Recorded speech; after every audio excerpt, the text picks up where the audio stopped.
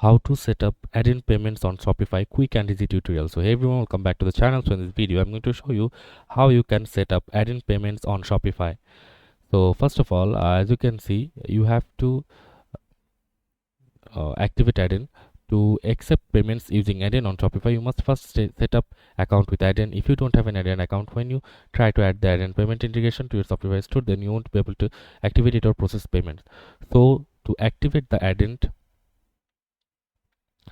you can just go to their official website and register and log in and activate the Adyen payment. And then from your Shopify admin, you have to go to settings, then payments. In the Shopify payment section, you can click manage and then click switch to third party provider and then select switch to a third party provider again to confirm, and choose Adyen payments credit cards from the list of available payment providers. And after that, you have to click manage accounts. If required, then allow the Adyen payment extension to access and modify your store's data.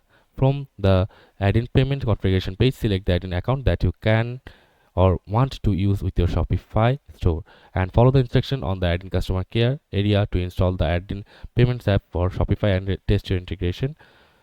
So you can just go to the Adyen official website and